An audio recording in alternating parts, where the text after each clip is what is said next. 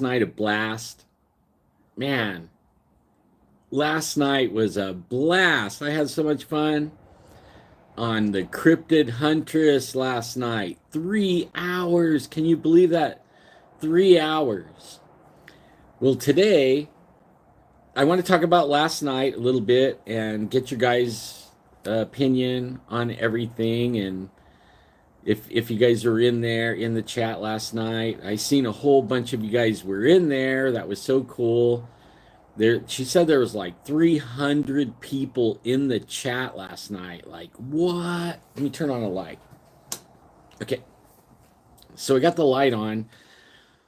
Today, I want to talk a little bit about last night and a little bit about what I actually think is coming really soon. Oh, let me go grab this real quick.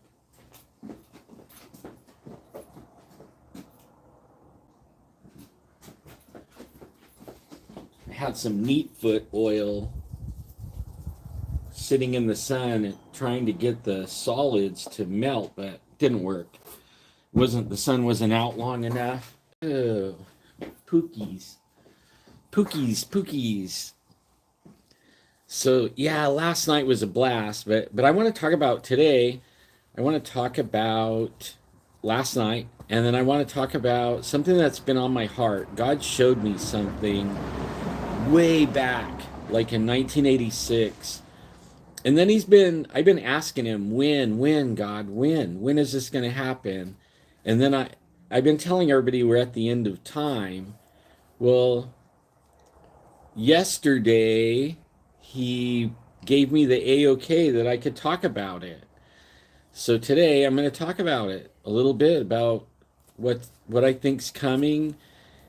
And so yeah, so let's chat about that. And while I'm doing this, while I'm chatting, I got that belt. Remember the belt? Been working on all these things. Well, I got it in. I got a lot of it. I got a good start on it last night. And then what I do is I get it good and wet, put it in a Ziploc bag so it doesn't dry out. And then you can see the water soaks into the leather. They call it casing. And it gets soaked in there real good so that it takes impression. It's really easy to cut. So I gotta work on that. So while we're chatting, I'm gonna switch the camera around and see if I can aim it so you guys can see what I'm doing as we chat. The only problem, I don't know if I can see the chat though, because I kind of want to switch the camera. I'm not sure. Maybe I can kind of aim it down like this. Let's see. Oh yeah, maybe I can. But first, before I let's see here. Before I that's kind of there we go. I'm in the tooling part of it, so I'm cutting out the design, and you want to keep your blade with a mirror polish on it. I don't know if you guys could see that. A mirror polish.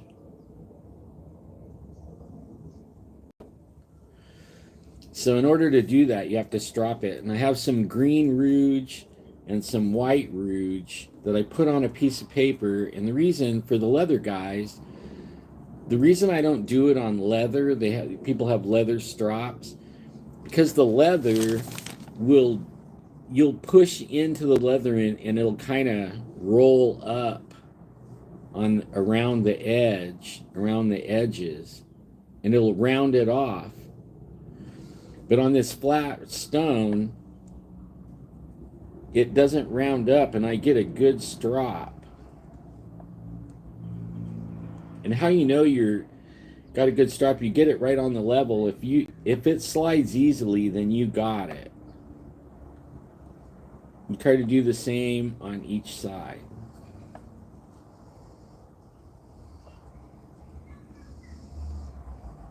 And hopefully we're getting a nice mirror edge on here.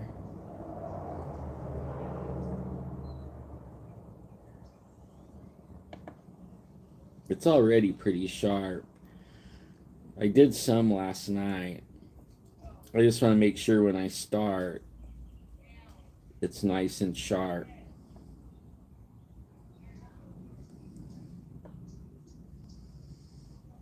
I'm not perfect at it, but I get it good enough.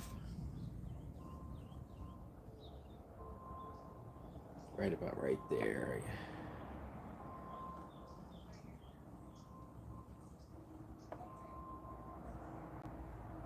You can feel the edge on the stone. So that's pretty good. It's pretty sharp. Pretty sharp. So wasn't last night cool? Last night, 3 hours on the Cryptid Huntress. It was amazing. I can't see the chat. So maybe, okay, now I can see the chat. There we go. I think I can see the chat right there. And I see there's some people in there, but not a lot of people. But we talked about Bigfoot. We talked about aliens. If you didn't see that, you might want to go back. You might want to go back and check that out because it was pretty good. Let me lay this down before I damage the blade. So put it down here. So yeah, I got started.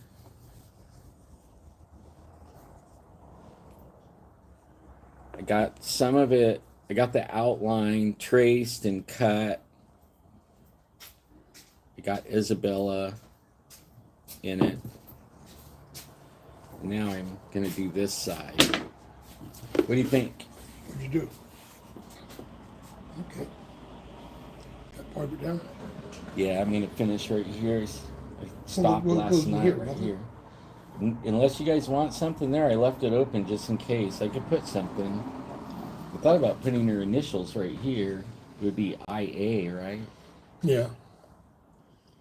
But normally I don't put anything. I can put like a stamped design into it just to fill it in. I'm going to kind of do it around here too, around the little stamped area, so it doesn't have the bumps. But yeah, it's turning out pretty good. I got most of it, a lot of it done last night. So I'm showing everybody on YouTube. Okay, I can go back. All right. I got a roast that got to be stripped. Oh, cool. Pulled out a roast, folding it like that. So I got it all traced out. That's what it looks like traced. And then you can see where I stopped carving last night. It just got too cold. You can see how the leather is still damp. It's actually perfect tooling time right now, it looks like. Looks like I don't have to wet it down too much. But yeah, so last night, it was so fun. It was so fun. Jessica's a really cool person. Something when you're tooling that a lot of people, I don't know if they know it or not, you try not to connect the lines. You leave a little space there. And don't, some guy's been firing off fireworks all night and all day. You leave a little space. You don't connect the lines together. It's not good to do that. So it looks like this one. See, we talked about a lot of stuff for 3 hours. I was tripping on that. It didn't even feel like 3 hours. It didn't even seem like 3 hours at all. How does that go? It's really light. Let me see here. It goes like this.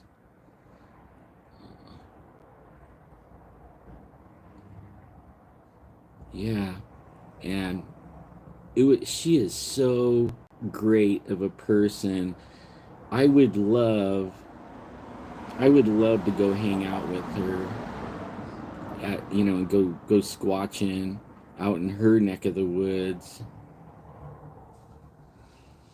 'Cause she's pretty knowledgeable. She's got a lot of knowledge of cryptids. I didn't realize how much knowledge she had.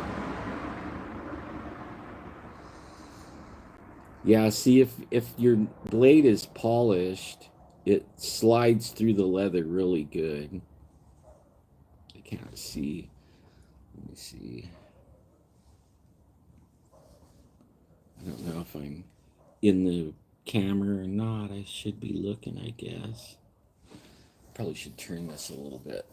It's always good when you're using this kind of swivel knife that you pull towards you. You have more control.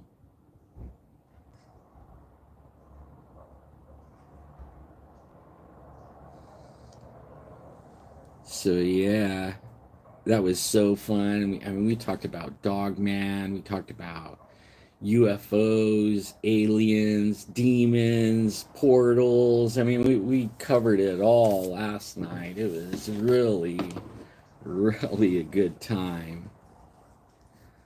Let's see if I'm in the camera. Gotta move out a little ways. Let's see. Here we go. I'm gonna try not to mess up here. It's so easy to mess up. This is what I was talking about when you you trace it onto the leather,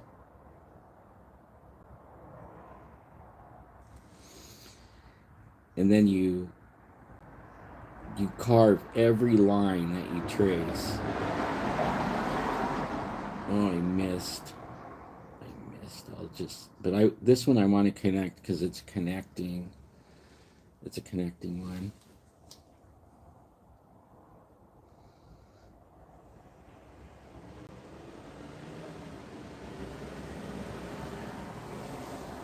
There we go. Some things aren't lined up right how I like it, so I just carve my own in there.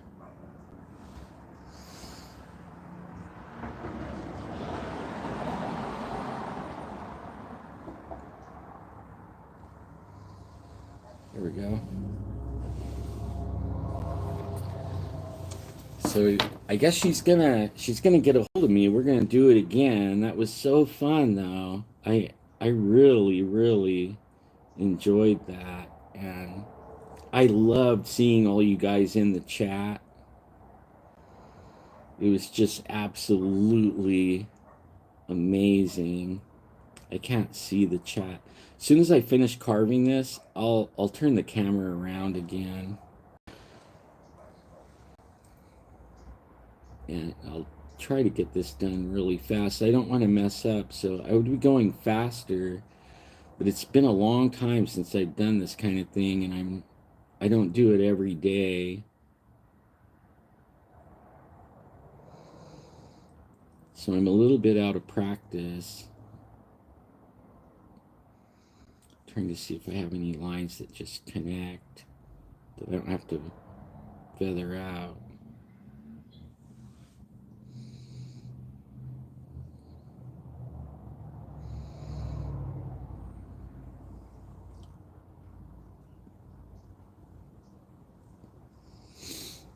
Yeah, there we go.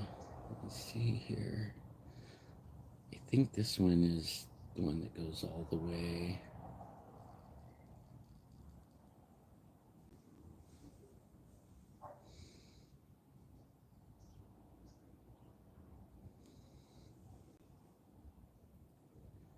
It was really fun seeing everybody, and I'm glad that you guys asked some of the questions you did. I would have never thought to talk about those things. So it was really good to have you guys in the chat. I guess I really could put this back in the bag and do it another time or after I chat. But I don't have much time until Christmas, and this has to be done. And as you could tell, he just walked up and checked on me. This is for his granddaughter. He bought a $200 belt buckle for this belt, and so I really do want to get it done for him for Christmas. He's 93 years old, and he deserves to have get his granddaughter a really nice present. See these stems right here, they they kind of fade out. So when you're going along, you have hard pressure and then you fade it out at the end and you lighten up the cut. So I'm like pushing deep right here, and then as I'm going along, I'm letting off the pressure until I get over here, and then I just kind of come up on it. There's another one right here.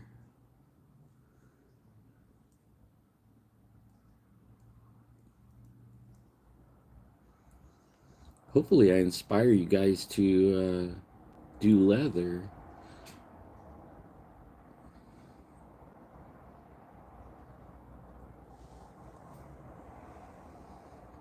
I'm not sure if I am inspiring anybody really, but yeah, so God, let's get on to the God thing. I can talk about that while I work. God showed me something way back in 1986 in an open vision, and it was amazing because I had my eyes open and praying, but I had my eyes open. I was looking at a clock, an LED, you know, those old alarm clocks with the red LED lights. I was looking at that, and all of a sudden that faded out, and I was standing in front of a church. And I knew the church, but I didn't go to that church. And there was people coming down the street, every direction, as far as I could see. There was bikers and punkers and people with different color hair, different age groups, just all these people coming down the street, and they were heading for that church. And it tripped me out. I didn't know what I was looking at. And so God told me that in the future, coming in the future, he was standing beside me, but I never looked at him. He was like over my right shoulder. And I never looked back to see him, but he was talking to me, and he told me that in the future this is gonna happen, and I'm gonna see this, right? I'm gonna see this. So I'm standing in front of the church, and I'm looking at all these people. Does that go down there? Does that go all the way down? I don't think so. I think it dead ends into this one, so just gonna let it dead end. I kind of connected that one. I'm not supposed to. So I start walking. I follow the people around, and when I get to the back of the church, they have these two sets of double doors in the back, and there's people lined up to get inside this church. I was like, wow, what are they looking at, So I went over to the door, but right before I got to the door, all of a sudden everything faded out again, and I was hovering over a hospital. And I don't know the hospital. It was a big building, like 6 or 7 stories. And I don't know what hospital it was, but I knew it was a hospital. And then Jesus told me, we're going to go in and we're going to pray for everyone in this hospital. I'm like, okay. And right after he told me that, we dropped through the roof into the hospital. And we were on the top floor. He told me to reach out my hand and pray healing on everyone in the hospital. Well, as I was doing that, people started running out of the room, and they got their they got their medical gowns on, and they're pulling IVs out of their arms, and they started running. They were running for the elevators, and I finished praying, and then we dropped to the next floor. Did the same thing, dropped to the next floor, and so on until we were on the way. We were at the bottom floor, and we're facing the main doors going out of the hospital, and everybody was running out. Even the doctors and nurses, everyone was running out. So then he took me to this place where we were like way up in above the earth, hovering the earth. And I could see the earth turning real slow. And he was talking to me about time, about how time works and his timing and stuff like that.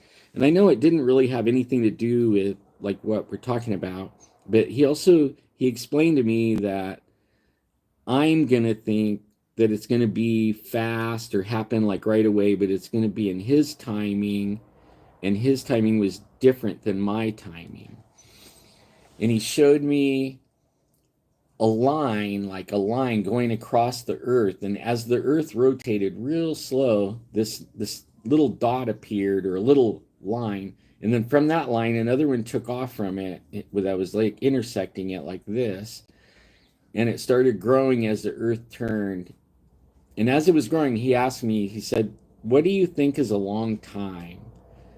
And I thought about it for a second, and I thought, 1,200 years. That's a long time.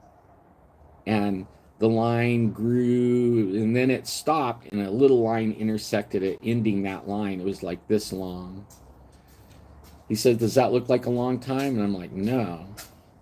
He said, "That's how I see time, right?" Well, you're back. I'm live on the internet. Who is? I am. All right.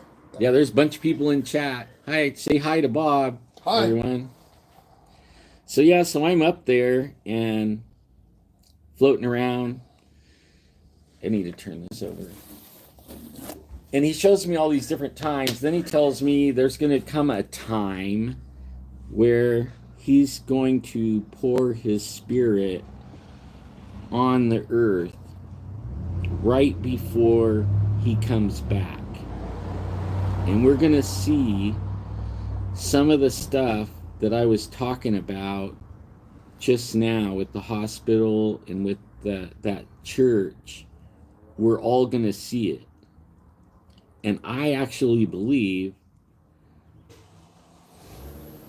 that's where we're at in time right now. We are at the point where he's about to pour that out on the earth. And he's been showing me some things the last week, confirming that that's where we're at. Besides all the government bullshit, which is pretty trippy. But yeah, so I think that's where we are about right now. Let's see this line. I am in this, right? I'm in the camera. I know this is probably boring to you all, but I just really got to get this done. And so here coming up, I would say starting this month, I would say right around Christmas, start looking for miracles to happen. He told me we would see it in the news. He said that it will be very hard for people to say he doesn't exist really soon. And I think that's where we're at. I'm pretty sure. He started showing me things, some scriptures here recently that is saying that we're in that time.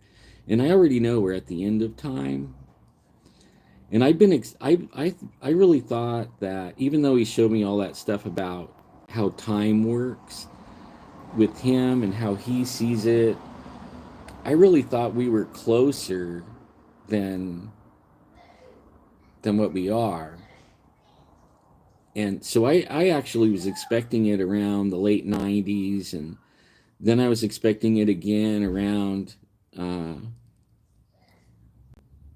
like 2020, was it 2012, when they were saying the calendars, the end of the Mayan calendar. I was expecting it then, but everything else wasn't lined up, right? All the other stuff wasn't lined up, so it really wasn't time.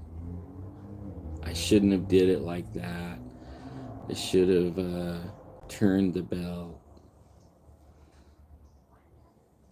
but so I don't take as much time. I'm not doing it right.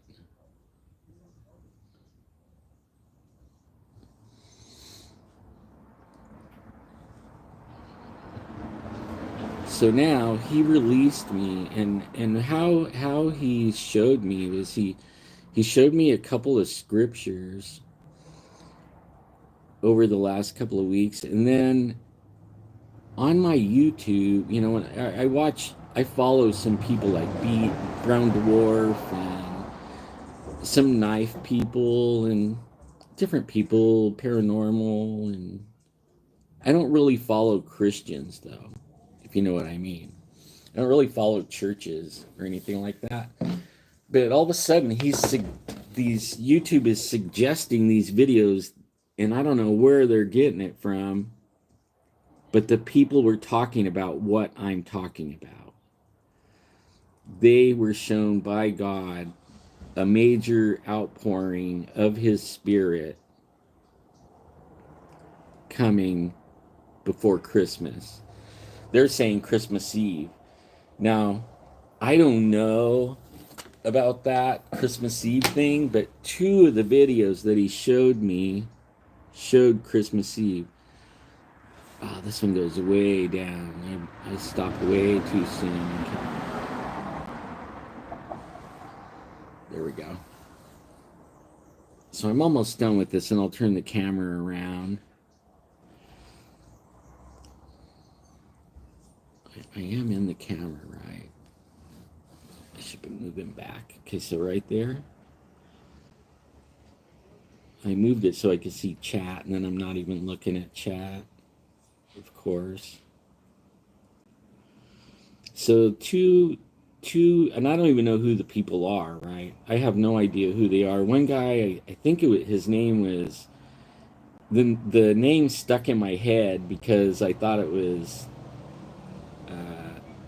kind of like paranormally, and it was the Unknown Prophet. That was, and it was a little bit weird what he was doing. But that was that's what he called himself, the Unknown Prophet. And I can't remember who the other one was. It was just random. I wasn't looking for this stuff, and I wasn't really paying attention to who it was. And at one point on the not the Unknown Prophet, but this other lady, a lady, I wasn't even looking. That how the videos just start, and the video just started, and she started talking about it, and it was like, wait a minute, she's talking about what God showed me, and then I started paying attention, and I didn't even listen to the whole video when she started talking about what she called housekeeping, where talking about what she's up to and all that. I tuned out because I had heard enough already. I heard exactly what God showed me in 1986 in an open vision, and I had seen enough and heard enough to know that He's telling me, here He comes. And I kind of knew that anyways. and I shouldn't have did that. I should have turned the bell, but I'm almost done. I do that. I get in a hurry and then I do that. But in the tooling, I can fix that. I can't see what I'm doing, even with the light on. So I'm almost done.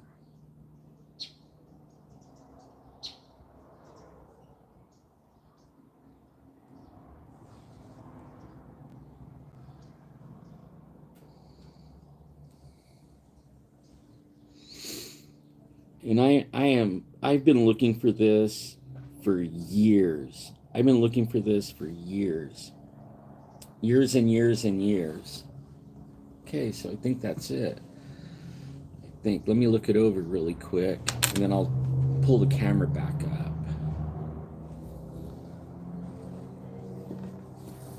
I thought about carving the letters, but they're stamped, and I don't know. I still might cut the letters and then tool them. There's a little piece that I can come down on a little bit. There we go. Okay, all done. So that's what it looks like after you trace the pattern on. You cut it with a swivel knife, and now it's time to tool. But I'm going to put it back in the bag so it doesn't dry out, because it's right at the perfect tooling moisture level, what they call cased.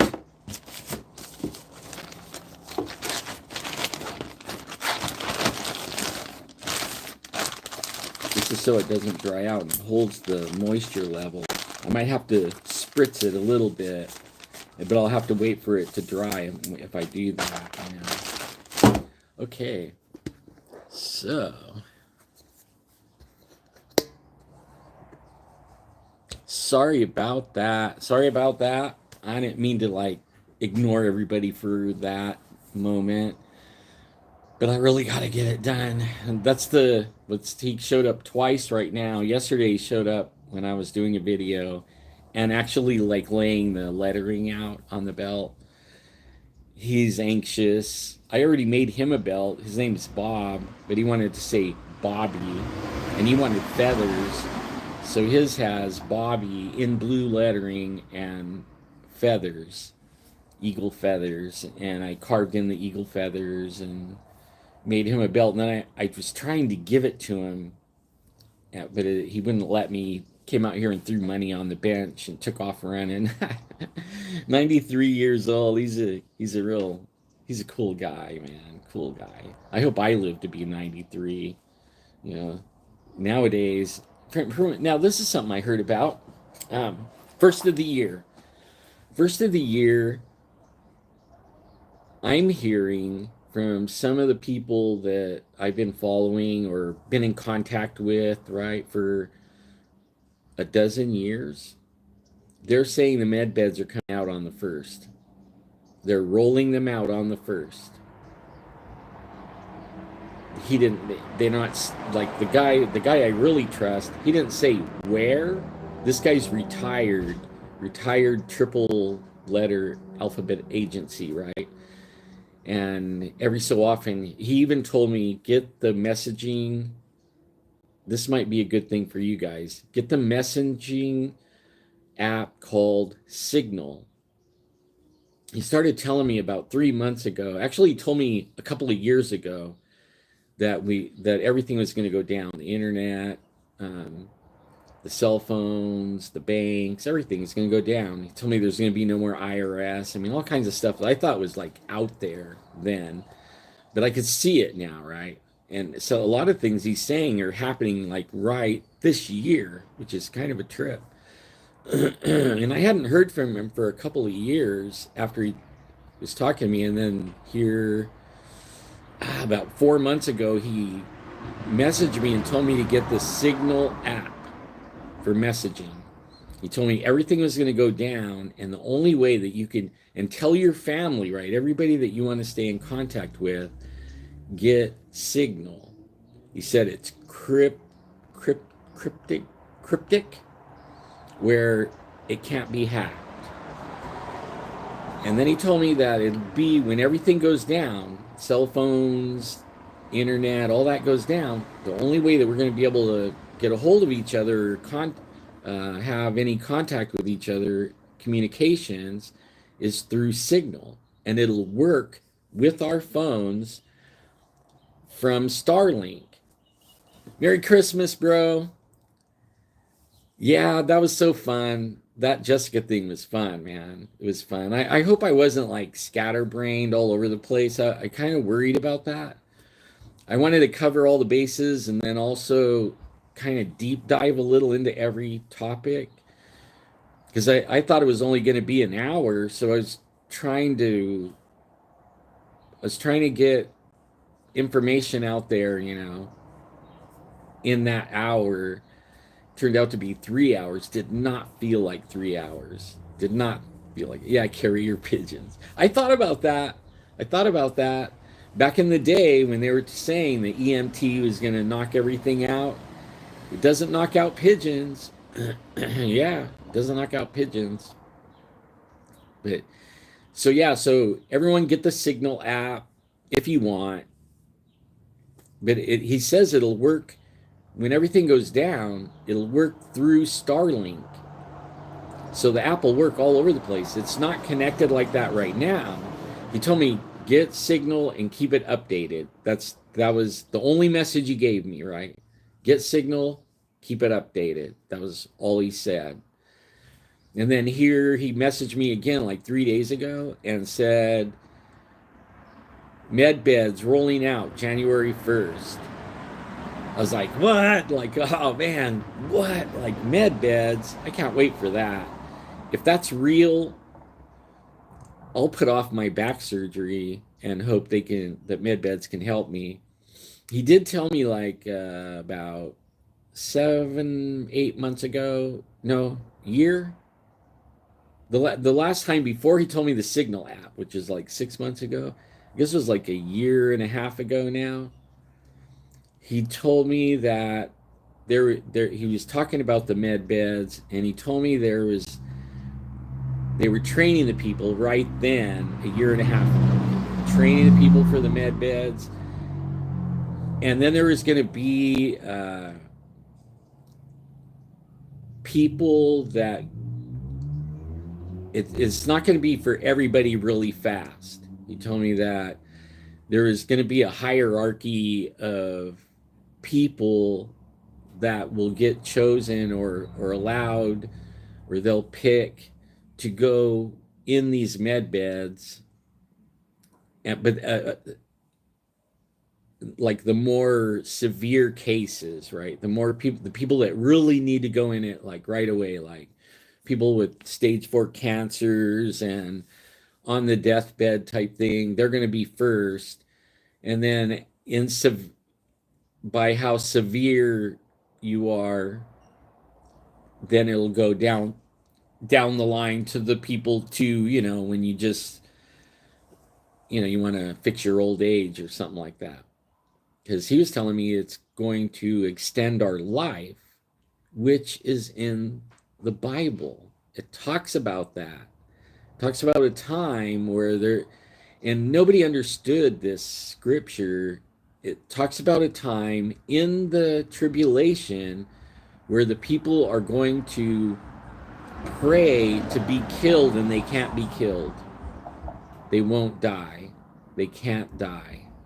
And there'll be all these diseases on them, boils and these monstrous scorpion men things that are running around all over the earth, and they can't kill people, but they can sting them.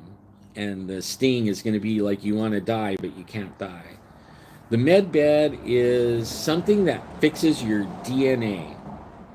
And it's almost like a Star Trek thing, right? You get in it and it scans you and it scans your DNA, and then it repairs your DNA. You can grow back arms and legs, eyes, organs.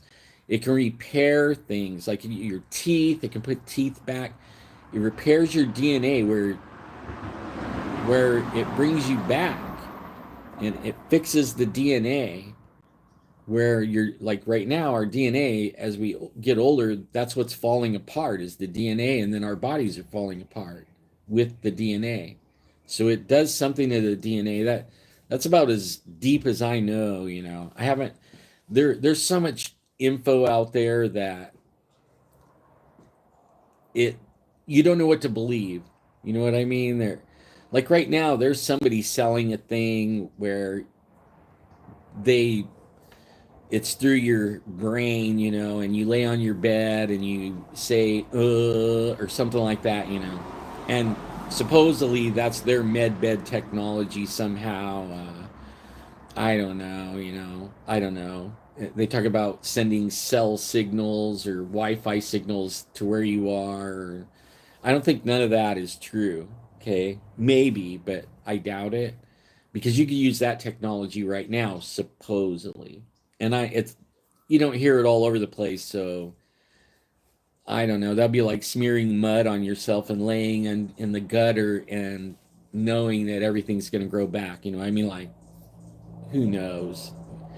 But the med bed technology, I've heard about that for a while and from different places in the military, people I know, and they talk about they've had the technology for a long time, but the only people using it are these nefarious bad people, and they're not sharing the technology, just like they have free energy, but they're not sharing the technology, right? Because it will end their empire. The med bed will end the pharmaceuticals. Free energy will end gas in your car and the PG, you know, the power companies where you have to pay for stuff. They don't want that out, right? But what I understand with Trump coming in and once he gets in office, a lot of this stuff's going to start rolling out. Free internet.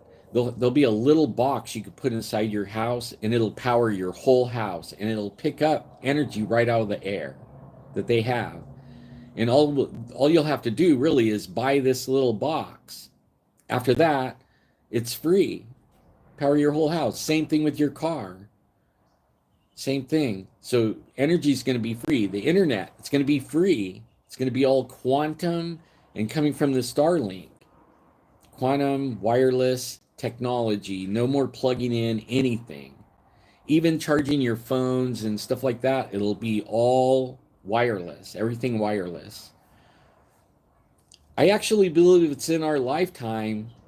The only caveat I'll put on that is the Bible talks about this in the first 3.5 years of tribulation. It's going to be glorious, right? The economy is going to be fixed. All the things they're really talking about right now. The only thing that won't be fixed is the weather. The earth will be still having really major earthquakes. There'll be major storms, and it won't be technology doing it. According to the Bible, the earth is going to be like labor pains for when Jesus steps back on the earth at the 1,000 year, the 7,000 year, the start of that millennial kingdom where he steps on the earth and then rules on earth for 1,000 years with everyone. And everything will be like in birth pains up to that point. So the earth is going to be rocking and rolling. The storms are going to be off the charts. Everything will be in motion like labor pains. And like labor pains, it'll get more intense, and the separation between events will be less and less and less like labor pains. And that's what the Bible describes. And I actually believe we're right there. We're right there. Already, the earth is already rocking and rolling out here in California, actually everywhere, all around the world, more than ever, and it's increasing. We're already seeing it. I feel great, man. I had three procedures on my back. One was a surgery, or really 4, and I'm going to have a surgery in January to put a clamp that holds, it'll hold the spine from squishing down on the bad disc, and that will relieve the pressure of the disc, and it'll suck back in and not be pushing on the nerve.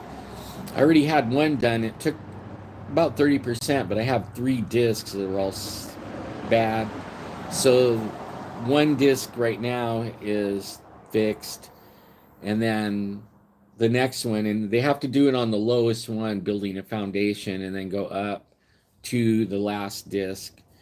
And then if that doesn't work, then after that, they're going to go in and drill through the spine and go in the back and scrape out where the bulge is pushing on the nerve. And they're going to scrape out on this side, and it'll relieve the pressure on that side. It won't take the bulge out.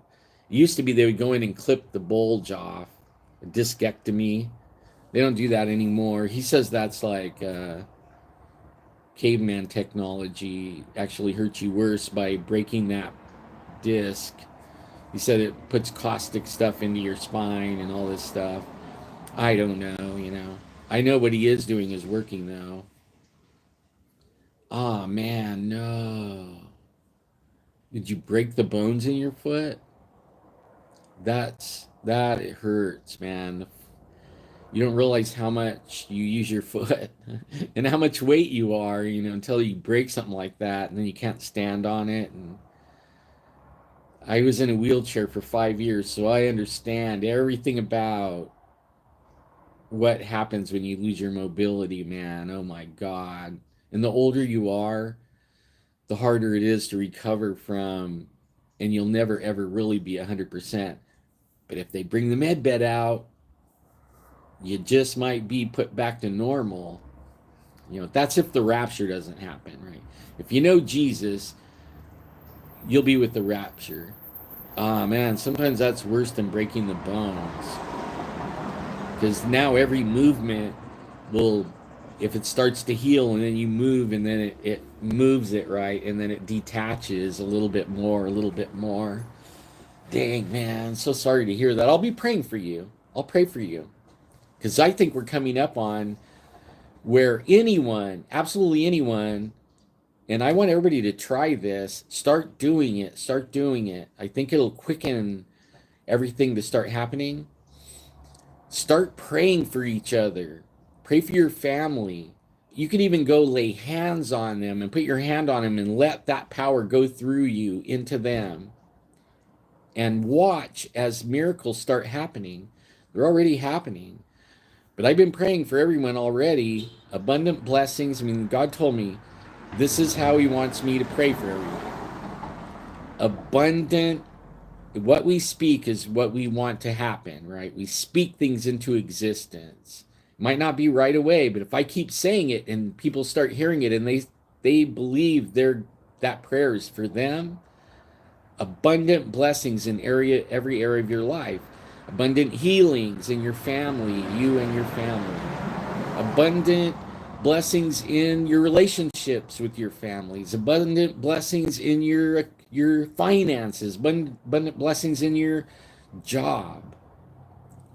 Find favor everywhere you go, where people will give you things. They will get out of line and let you go before. I mean, stuff like that. You find a parking place right away. The boss will give you a raise. Like, you find favor with people as you go through life. Pray that. Pray it into existence. Start speaking that. Most people, what God showed me, most people run around, my back hurts, oh man. And what they're speaking is they get more of it. They get more of it. So they're talking about they're tired. They didn't only get 4 hours sleep. Yada yada yada. Right? I don't want to talk it because I don't even want none of that around me. I stay really positive, and that's what God wants us to do. He said He created us like Him to speak. We have power in our words. So what we speak is what we get. What's in your heart is what you speak usually. What you actually believe is what you say. You won't say things you don't believe. Try practicing that for a little while. Like habits and stuff like that. When I was in college, I had to take a science, right, to get the degree. I never got the degree. I got hired right out of college. Like I was in college, somebody came and guest speak in our class, and then hired me out to the casinos. And I never really got my degree, but I worked my way all the way up to the top of the all the way to the top. Hey, Bolt Gun, that was so cool, man. Last night it was good. It was good last night. I seen all you guys in the chat. I didn't see everybody. I was trying to ignore it. But yeah, so I took a psychiatry class, and if you're trying to break a habit, it takes 21 days. It takes 21 days to get the habit, and then it takes 21 days to break the habit. And this is habits, not addictions, right? Addictions are different. This is a habit that you have. It takes 21 days to get a habit, it takes 21 days to break a habit. Some things, if you've been doing it a long time, it might take longer because it became a ritual, right? Like drinking coffee in the morning. If you've had coffee for 40 years every morning, you're not just gonna break that in 21 days, right? You're gonna have a little bit of an addiction to the caffeine, and then you're gonna want that coffee for a year and maybe longer. Like that's the way cigarettes are. Same thing. You can't just stop cigarettes. That thing will. 2 years after you quit, you'll be desiring. You'll smell it and go, "Oh my God!" You'll almost tear your car up trying to get to the store to buy a pack, and then kick yourself all the way home. You smoke part of the cigarette and throw it out. And ask me how I know this, right? Ask me how I know this. I could turn that light off. I'm done. So yeah, guys, that's what I think. I think God's coming on us here. I think He's gonna pour His Spirit out this month. We're gonna have a really great Christmas from what I'm getting in my prayers and what He's showing me random. And I've been feeling it coming on for about 3 years. And I at first I thought it was through when it first started really coming into my spirit. I thought it was for then, but then it's not. God doesn't work like we do. Everything takes time with Him. But if you're patient and you stay faithful, you'll get everything you ask for. I mean everything you ask for. Because He was dealing with me about, I guess, the last 3 years. I was always praying for problems, my needs. I need this. I need money for this. I need, right? I need a car. I need. It was always these, and I really do need, right? It was real needs, and that's all I prayed about. And one day, like, He started showing me and talking to me, saying, "Stop praying for your needs. I know what they are. I know your needs. You don't have things because you don't ask me. You never ask me. Nobody asks me for what they want. They always ask me for what they need." He says, "Seek after Him, and all these things will be added unto you." Quit praying about your needs. He knows them. He said, if your kid was living with you in your house, does he have to ask you to pay the power bill? Does he have to ask you to buy the groceries or all the needs? Or does he ask you for what he wants? He wants to go here. He wants a new BB gun. He wants a bicycle. What does he ask you for, right? He doesn't ask you for any of his needs, his clothes, socks, whatever. He doesn't ask you. You already know that, and you're already ahead of it, taking care of it.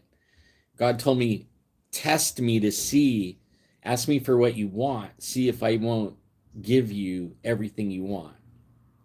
I'm going to tell you right now, 100%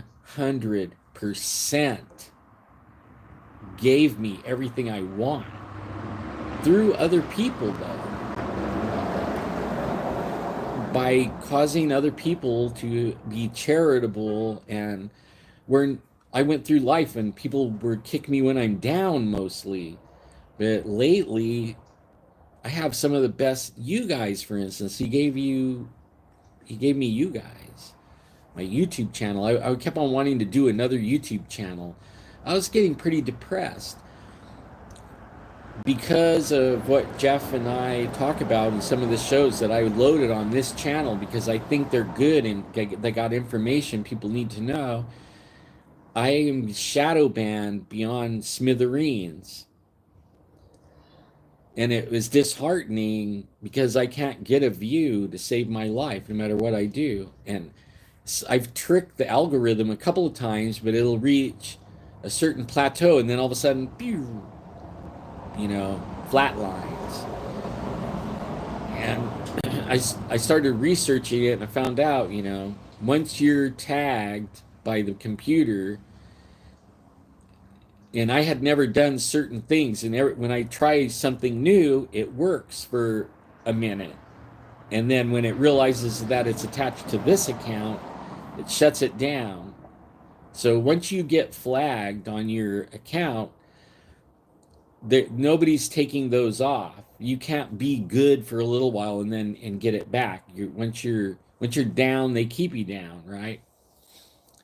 Thank you, sir. Yeah, I know you have. Yeah, you guys, all you guys with the wrenches, you guys been with me a long time. You guys been with me a long time. Probably way back in the day, live stream and all that. We used to rule live stream. Me and Jeff, we ruled live stream. We had nearly 300,000 subscribers in live stream. That was pre-YouTube. Pre-YouTube. We were probably like what Jessica was saying last night. She was really right. I never heard that term. I heard of it, the OG, but I always thought it was something meant weed, OG weed or something like that. I had no idea. And she says, "You're the OG." When she said what it was, she's right. We've been around for, I don't know, 15 years ruling the internet. And I think that my my host, my host of the most, I think it would be going a lot further, but he says some things that shoots himself in the foot. And sometimes he tries to be something he's not, and he repeats things over and over that he shouldn't even say it. Like, it rubs you the wrong way right away, and you wonder, what in the world, why did he say that? And I think if he could break that, I think he would get everything he wants. But he's trying too hard on some things, and some things he's not trying hard enough on. And for me, I don't even care, right? That's not my goal. It never really was my goal to be on TV and make $1 million or whatever, right? Have thousands of people following me. My thing is more like hanging out with everybody, creating, what do you call it? Relationships, right? Yeah, that was fun, huh? That was fun days.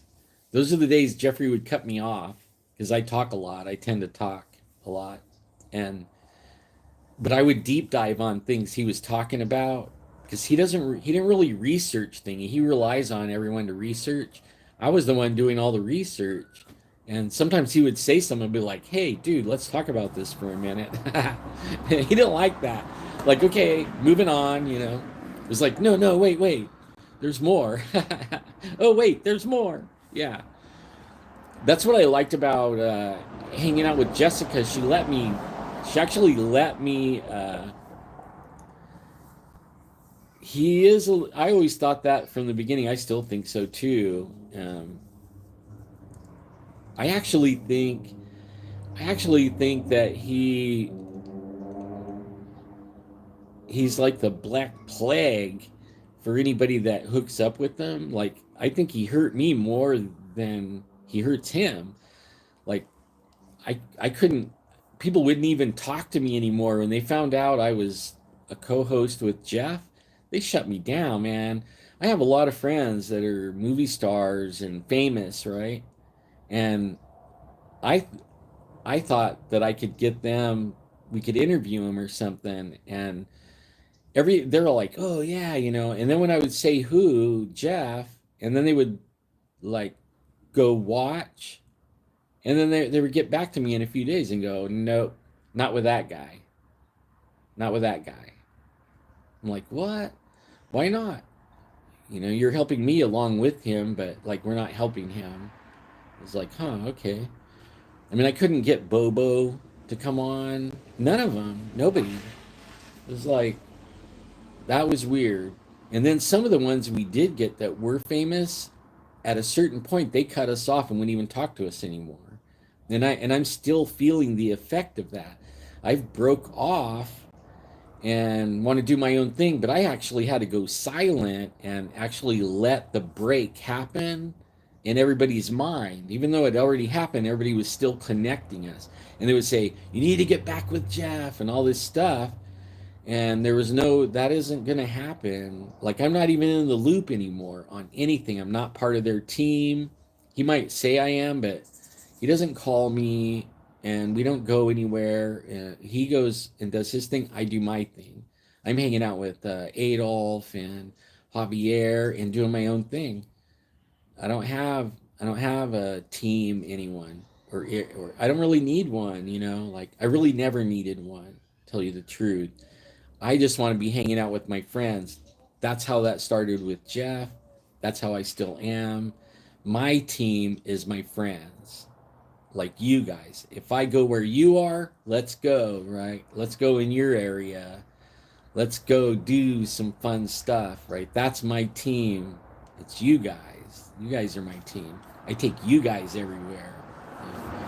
I kind of want to build a shop and make part of it a studio and get out of the outdoors where all the traffic and the cold, and maybe that'll happen. I'm hearing some things like at the first of the year when the economy crashes.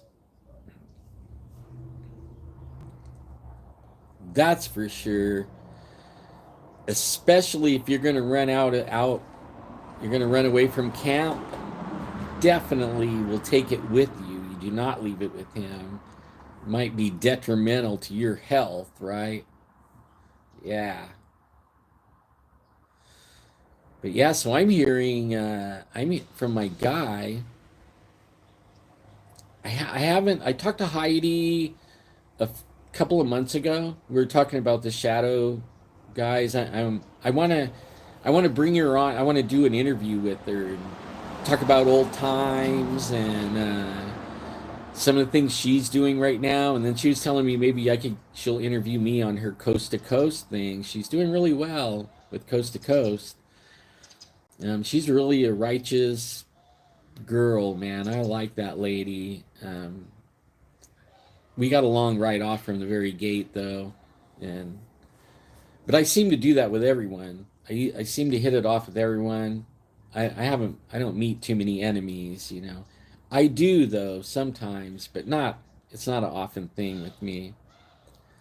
But I'm looking forward to that. After the first of the year, I'm going to do a whole bunch of stuff, guests, where I think I'm not going to do live. I'm going to record it. Probably no editing though, but it's just easier to catch people in on their time and record it. That way I can meet anybody's schedule and record it and then just upload it later at a more better time. That's probably how I'm going to do it. I've been talking to people about doing the live thing. They feel like they can't do that, or I don't know. So I'll record everything. No biggie. I'll go live my own self, and sometimes I could get somebody on live. I'm not sure, but I don't really have the place like a studio. I have all the stuff. I just don't have a place to set it up. And I was trying there for a little while, and it became a hassle to just set everything up. It takes me a couple of hours. And then sometimes I would do a 3 hour live with other guests. And then when I got done, then I had to take it all down and put it away before I could go to bed or move on to something else. and it would be another 2 hours putting everything away. So it turned into like a job, and I don't have time for an 8 hour event just for a couple of hours. You know what I mean? So the live thing really works for me. I can just whip out the phone, turn it on, and go. If you don't have life messing with you, I'm so busy. I intend on going live, and then as I'm getting ready, somebody will remind me that of why I can't, you know. I'll tell everybody, okay, I'm gonna go live. Everybody shut up, go away.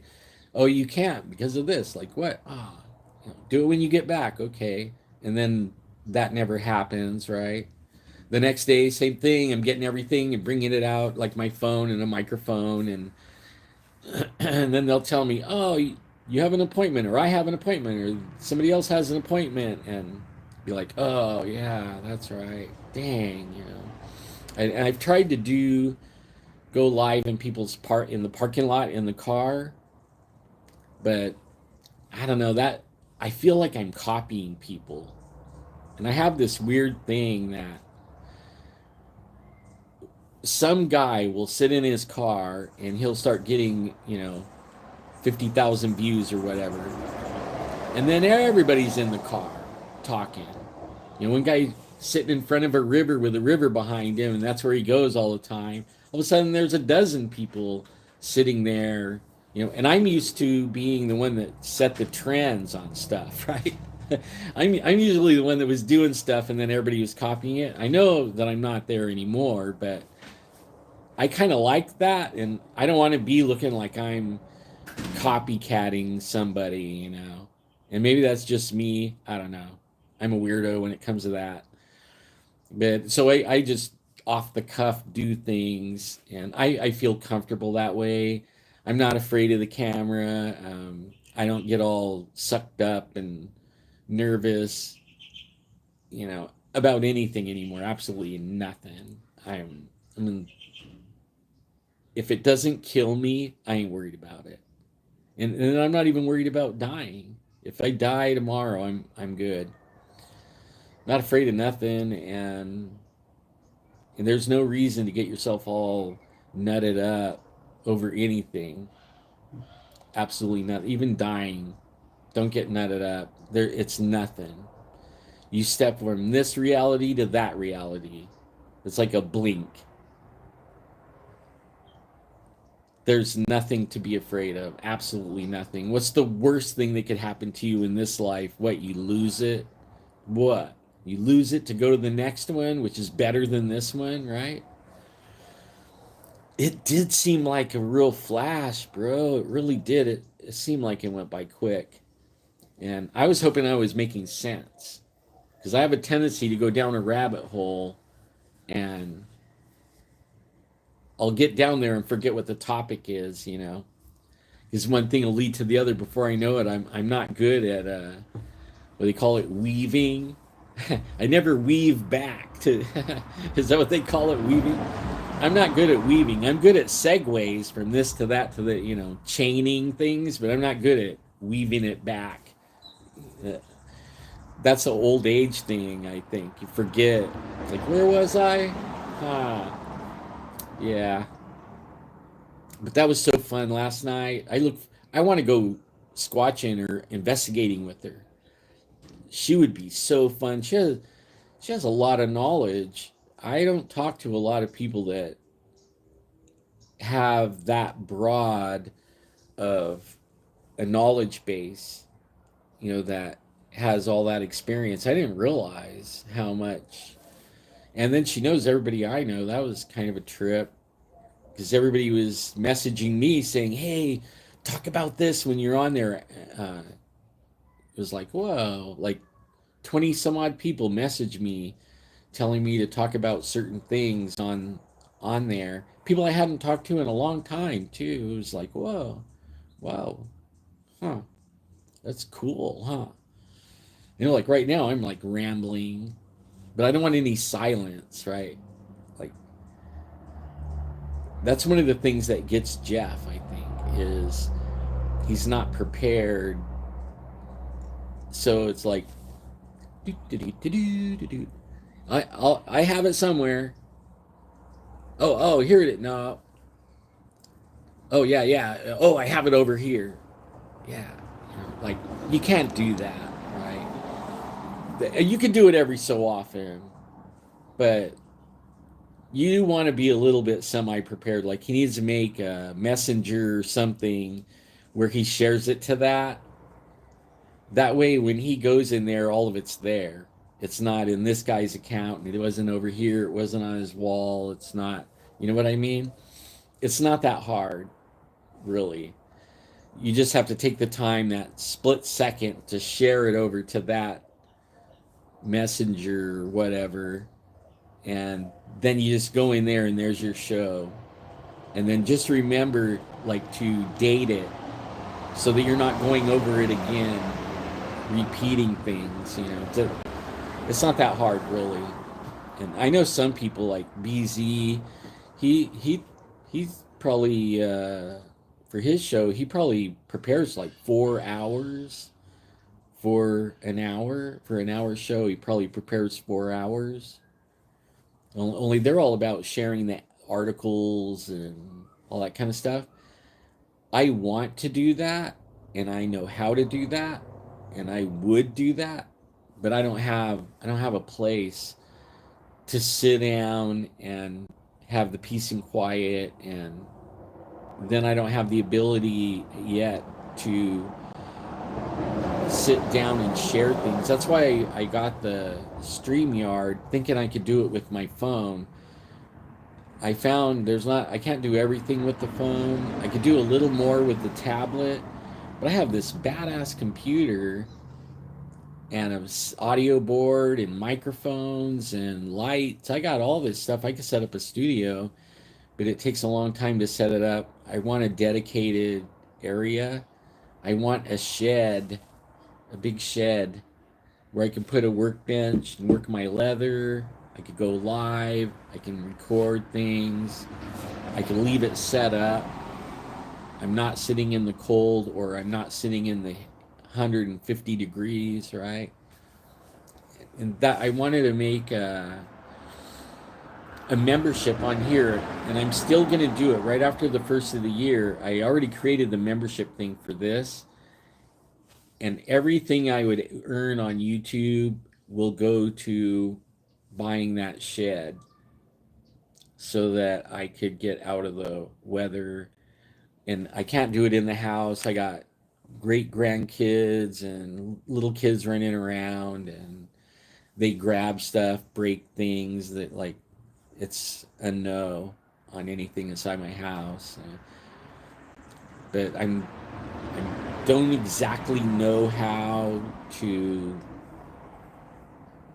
structure the thing, because I'm not all about making money and stuff like that, so I never really looked at the ways. But I am all about maybe trying to get out of the weather and have a place. And if you guys know how to do that and you have ideas, I would love to hear them. I can do things. I would sell things like that I make, leather things. I have no idea where to start, how to organize it. I'm just flying by the seat of my pants on the ideas of it. And I'm good at doing it for other people, but I am terrible at doing it for myself. I'm going to do more of that. I am, man. Thank you, Chris. I am going to do more of that. Uh, I had to give some time for the break between co-hosting with Jeff to letting everybody know that I'm not there, where there's no connection. So now a lot of my connections that went away are now realizing that everything they tell me isn't going to get back to that guy, right? So I think I got a good shot here, and I'm not getting any younger, so I gotta move now. Otherwise, like, shit or get off the pot, right? And that's where I'm at right now. And the opportunity's there. I have a few good years in me. I might as well have fun. And that's how I look at it. I have a lot of information rolling around in my head that I want to share with everyone and actually really get it out there. I've done a lot of things in the paranormal world that I've been listening to other people for a while now. And a lot of the information I knew a dozen years ago, and people are just now starting to talk about it or realize it. And I already been there, done that, and also know more about it, you know, and how what some of the pitfalls of going down certain ways of investigating and where it leads to, because I already been there and did it over and over and over. So I want to share those things, a lot of stories. I've been thinking about writing a book, and maybe several, you know, one on aliens and abductions, one on demons and that whole spiritual thing, Bigfoot. I want to do one on petroglyphs, Indian writing on everything, some Indian lore.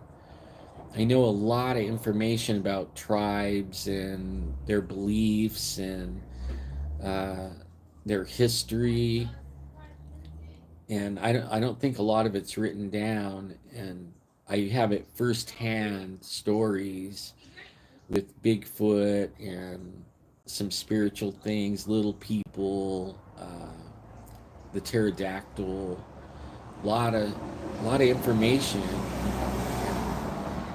It's hard to sit down with somebody and you think you have 1 hour and you're like, okay, ask good questions, you know, because I don't want to make them go over the hour, but I also want to finish a thought, um, not kind of bounce on the surface. You know, I kind of want to get in a little bit of the meat of the topic, not really not really glaze over it so much, but it really, even if it's like one topic and we deep dive, I'd rather do that than just touch on things for an hour. And it was cool. Jessica, she let me finish a thought. I haven't had anybody let me do that for a while, and that was so cool. She's so gracious and kind, and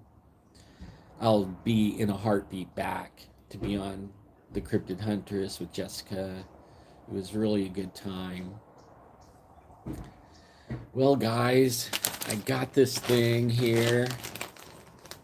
I probably should spritz it before I leave it in the bag, because I'm going to tool it tomorrow. What do you think? How do you think the tooling came out so far, the cutting? Can't see. I got the name on it. Isabella. I know it's backwards. I haven't figured out how to make it not backwards, but how does the cut look? Now I have to tool everything down.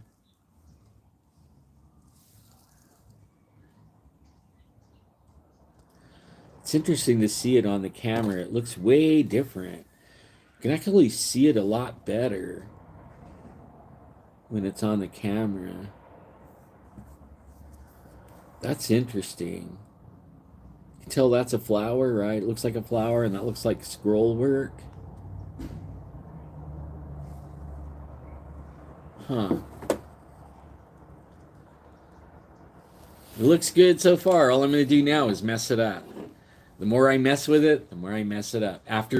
From this point on, right? Let me spray a little bit of water on it. But yeah, so from this point on, it's going to be nothing but messing it up. You know what I mean? Yeah, I'll get it a little bit more wet and then put it back in that bag. And I got the letters pretty straight on it.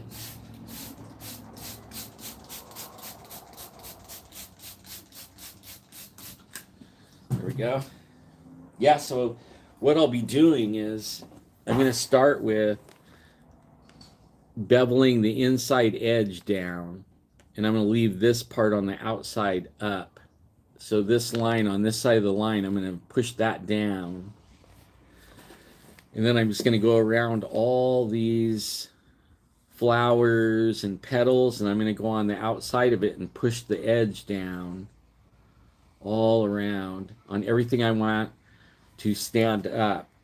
And then when I get down like in this space and this space, this little space, I'm going to smash those down and leave everything up that I want up.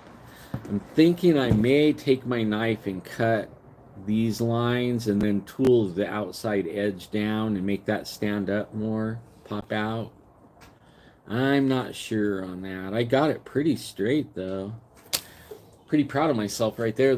I haven't used letters like that since I was 15.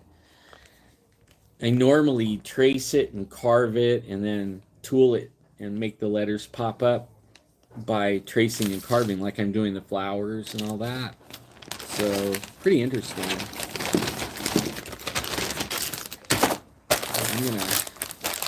I'm gonna work on this tomorrow. It's starting to get chilly out here and I'm outside. I can't do it in the house. I don't have a place. So the winter sucks. So does the summer really. You know, it gets 108 out here. You can't sit out here and work on anything.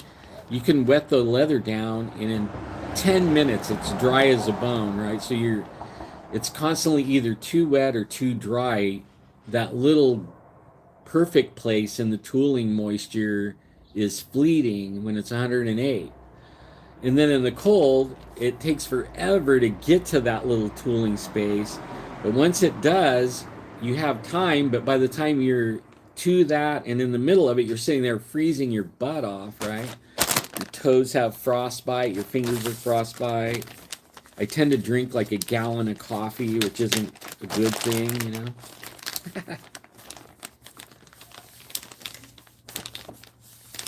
I was talking to Brown Dwarf last night. He went live. And I have some knives. I'm thinking about like I'm gonna keep buying these budget knives and making sheaths. And I was thinking about putting UFOs or eagles or a Sasquatch on it, tooling it in, and then giving it to be Brown Dwarf and letting him sell it in his store.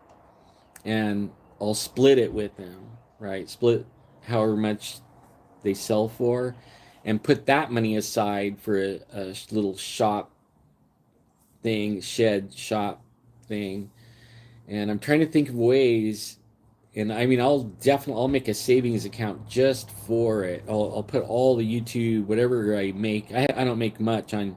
I think I make $2 a month on YouTube. It takes me a year or more to make $100, and that's when they pay you the threshold. You have to make over 100.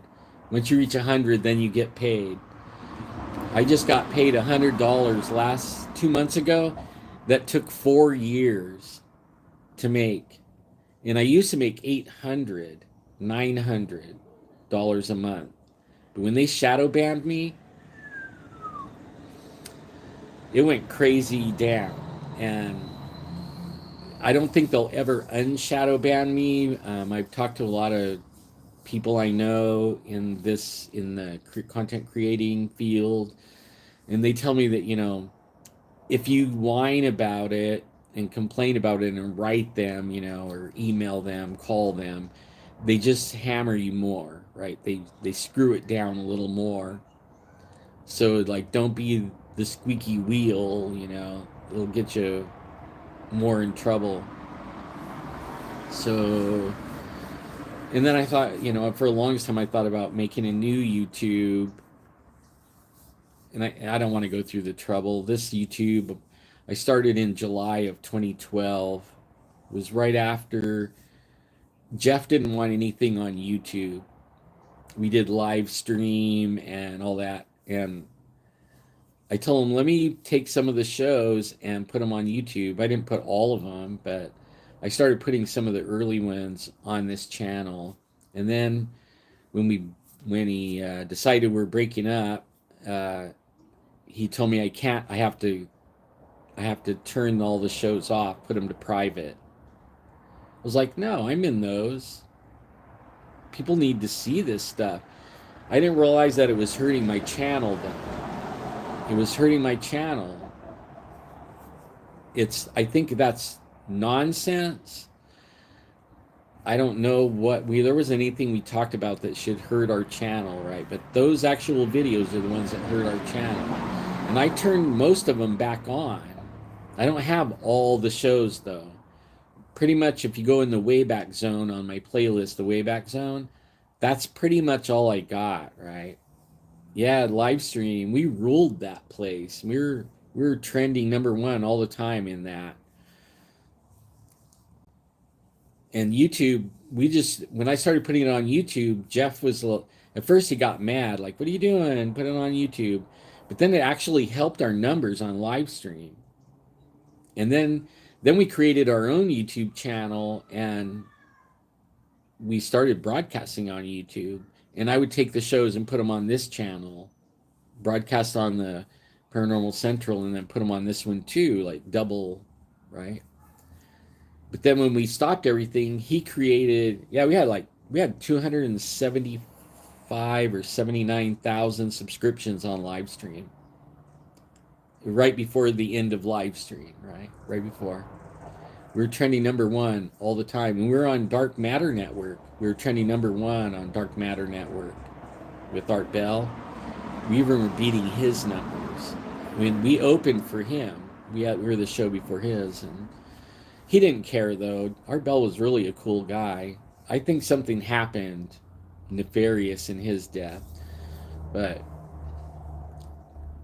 and we should have stayed on there. We would have took Art Bell's spot.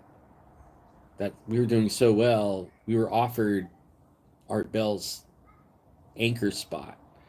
But Jeff's like, without Art Bell, it's nothing. So we're moving on. And that was the end of the Dark Matter Network, really. I think we could have carried it. I really do. And then maybe not, right? Maybe not. Who knows? It would have been fun to try, though, I think. And we had Heidi on with us and Danny. Everybody, we had all these little people coming on with doing, certain things.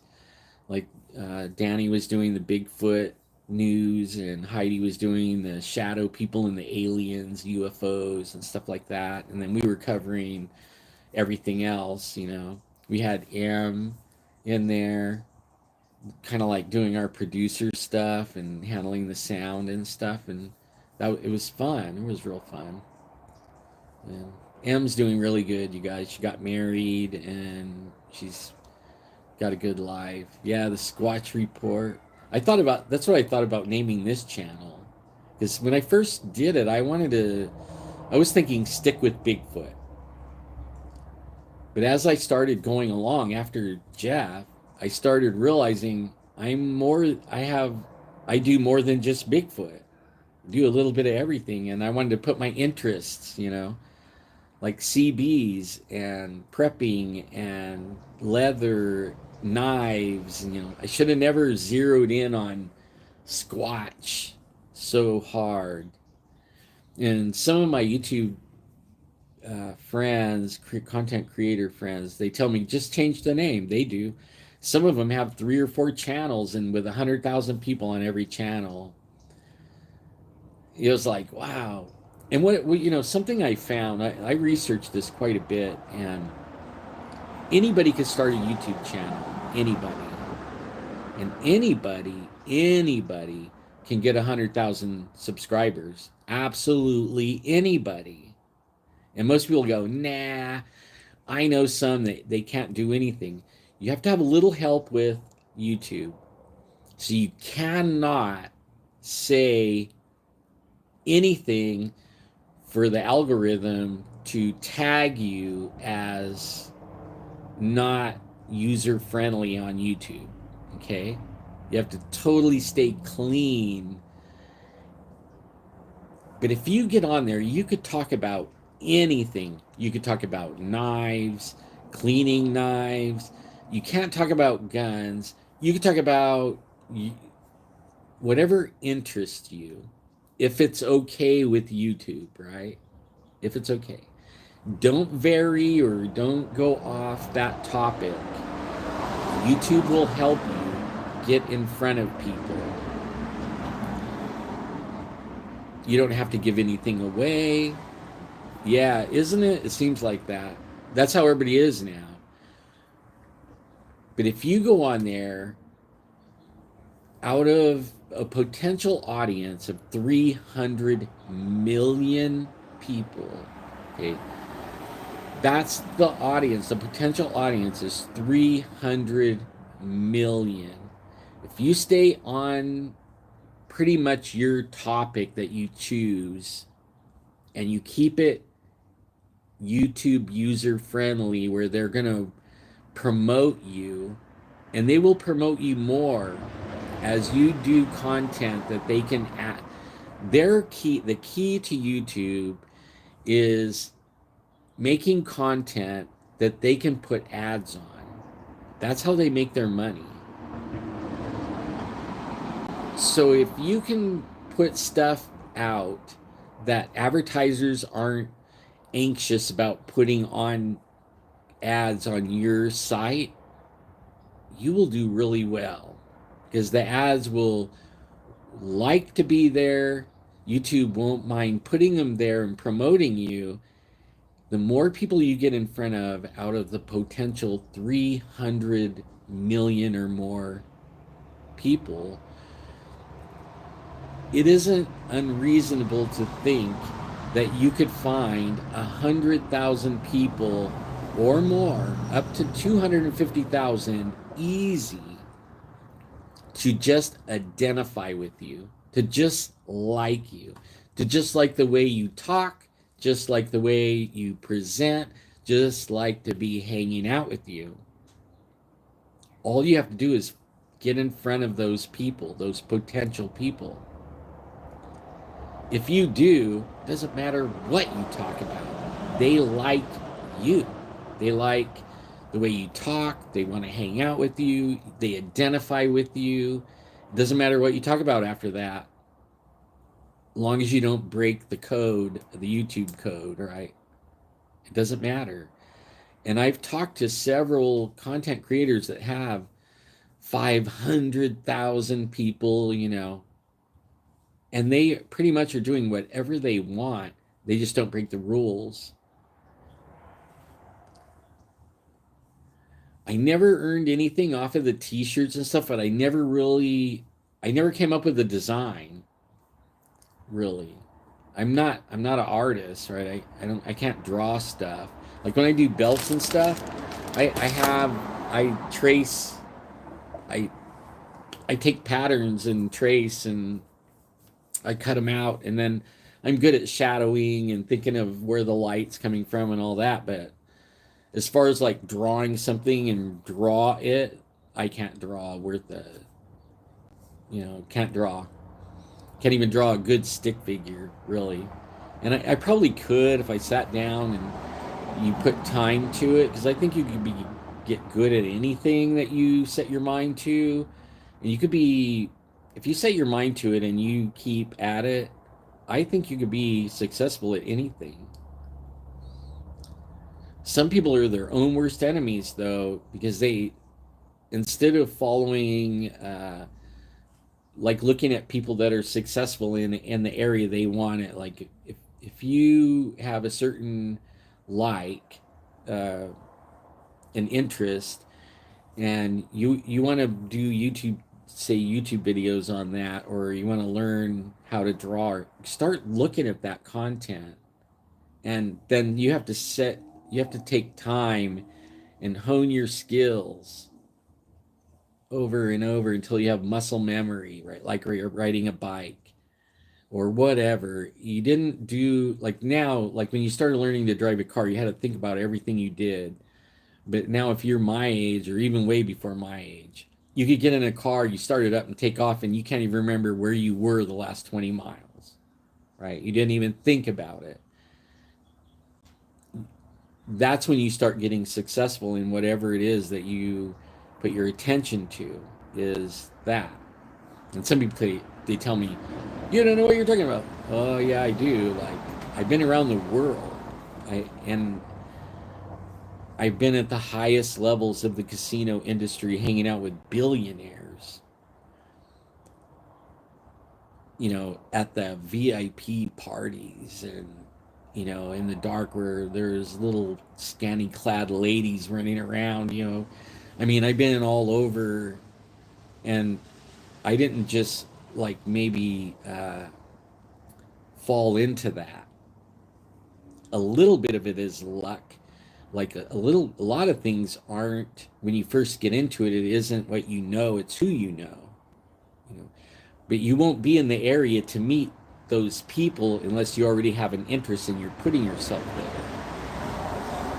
But then once you meet the people and then you start running in that crowd, then it's all about who you know, and if you can do whatever it is consistently and a little bit better than everybody else. You don't have to be great. You just got to be a little bit better than everybody else, like a little teeny bit, or have the perception that you're on it and you're on top of it and you're better than everybody else, even though you're really not, right?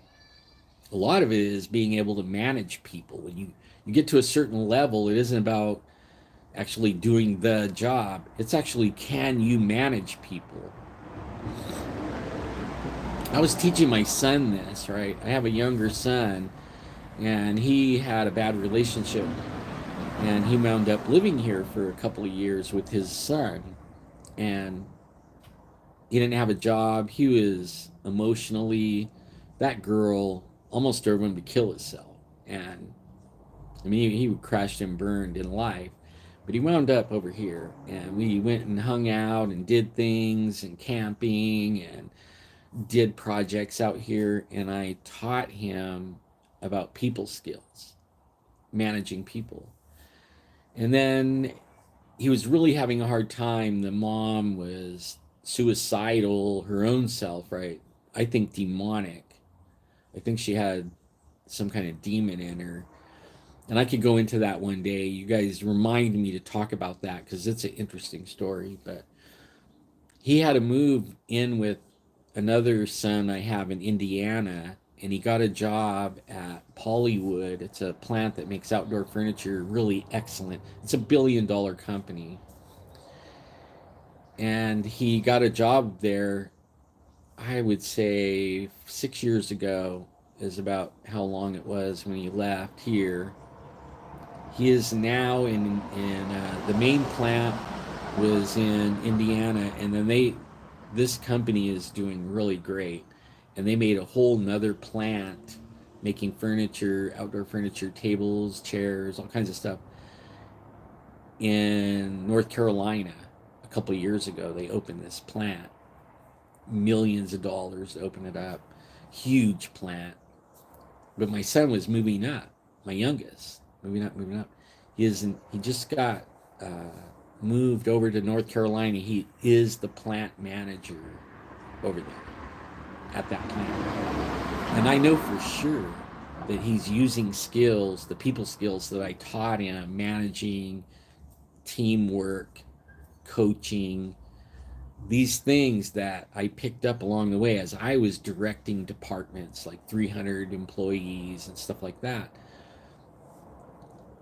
I know that's what he did. He was crashing and burning. He was like working menial labor jobs, and then he went over there, and now all of a sudden he's knocking down almost 300,000 a year. Not bad, right?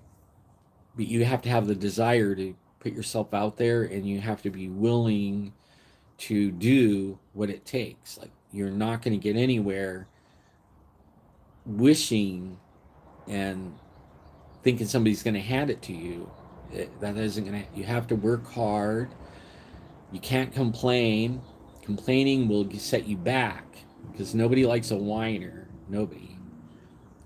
And you can't be a blamer either. Like, it would be better to take the blame on something and man up about it and shut up and then do it better. because the person that actually maybe did it, that you took the blame from, it won't be long and the bright light's going to be lighting up on him because he can't do it. He'll do it again, and you won't because you didn't do it right. Won't be long.